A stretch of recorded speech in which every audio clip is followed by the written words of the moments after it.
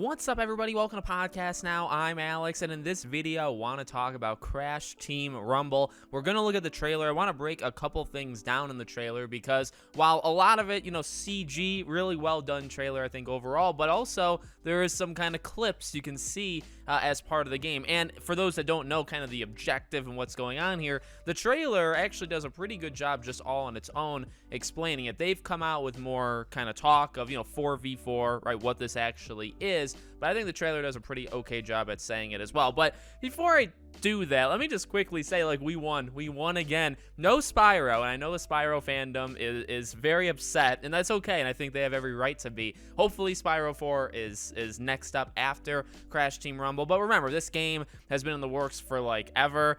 This game, it was supposed to come out a few years ago, and it was pushed, so it's been a long time coming for a game like this, and we finally get it, and it's not Wumpa. It is Wumpa League, but it's not, right? That's not the name of the game. I actually prefer, and I said this actually on the live stream, I said it probably needs to have Crash's name in it, right? So would it be Crash Wumpa League? Well, Crash Team Rumble, right? Even team racing. So I like the familiarity. I like that they're kind of keeping it in the family of Crash games. I think all of that works really, really well. Okay, so now you may have seen the trailer. I'm going to play it. I'll probably talk over it, and we'll pick out the most important parts of it. Not all of it, in my opinion, is super important, but some of it is. So it starts out, and, you get the gang, and this is going to encapsulate characters from all the different eras, of Crash Bandicoot, but you generally have good versus evil. I wonder if it's pure good and evil because there is some people swapping there. And then you start to see the in-game stuff, right? So when they're running at each other, obviously not in-game, but then you start to see the camera being pulled back a little bit when the teams kind of meet each other, right? And you start to see some abilities kind of pop off, right? You see some different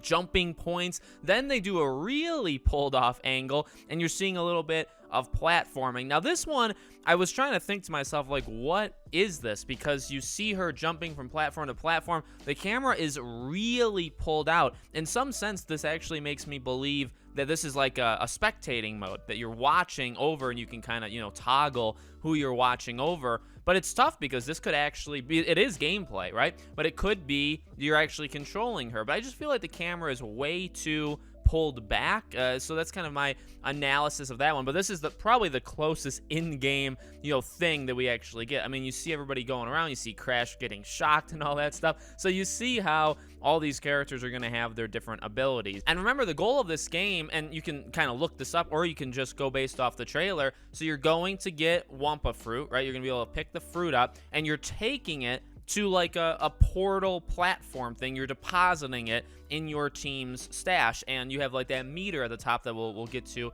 as the trailer goes on, right? So that's the goal. You're going around, you're getting as much Wumpa fruit as possible. The teams, every character has unique abilities and all that stuff, and you're attacking each other, and you're just trying to collect as much fruit and bring it back to the deposit or whatever as you possibly can. And that's the goal of this game. Pretty simple, and a lot of multiplayer games kind of are simple. So while if it sounds too easy or too simple to you, like Dead by Daylight, one of the most popular out there, you repair generators, right? It's just Rocket League is you hit a ball. It's very, there's obviously a lot of skill involved, right? Once you get deeper in it. And they did say that this game, they actually are making this game for two different kinds of people that are casual, right? They go in, they play it, they leave, they come back, who God knows when, you know what I mean? But they're also making it for people that really want to master the character's abilities. So you got to kind of remember that as well. So I do think you're seeing even abilities of these characters even in the CG, right? Even though it's not in game. So one thing I want to talk about specifically is in the pursuit of fruit, when this pops up and you see the sky turning dark. This almost seems like an end game to me, right? At first I thought this was maybe an ability,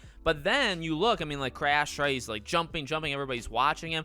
But the whole point is the sky is so dark, right? The sky is so dark, and all these meteor showers are coming down, but it seems like it's the last maybe 30 seconds. It's tough though, because I believe the rumor with this game is each map is going to have a unique kind of thing that goes on in it. So that map could be an asteroid thing. I think there was one map rumor that's going to have tsunami of the toxic kind of water. So it could just be a environmental thing that triggers automatically, but the way it looked like is it's almost like a really special ability, right? When she's holding up the mask, it seems like something you're going to be able to do maybe once a game, and when it activates, it has this, this drastic effect on the entire land. But it could be either of those. I mean, I kind of like the idea that, like, in the last 15-20 seconds, right, like when it's neck and neck and you have the last couple seconds of the game that something like massive happens. So it could be, one or the other. And then,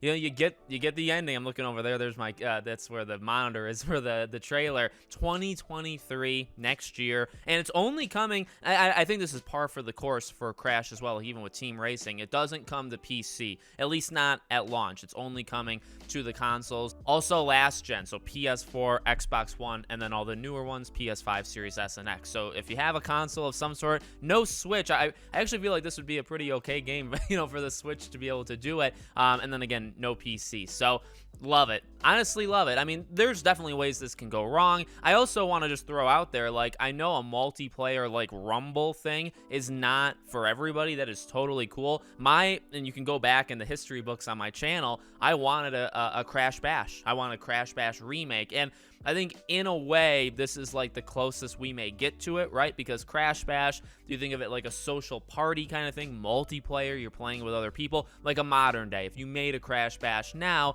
you would make it, the 4-player, and you would play it online with all these different mini games. I mean, this 4v4, so you got 8 players online. It is online. You're playing with other people. It's got depth to it, but it's also somewhat simple, right?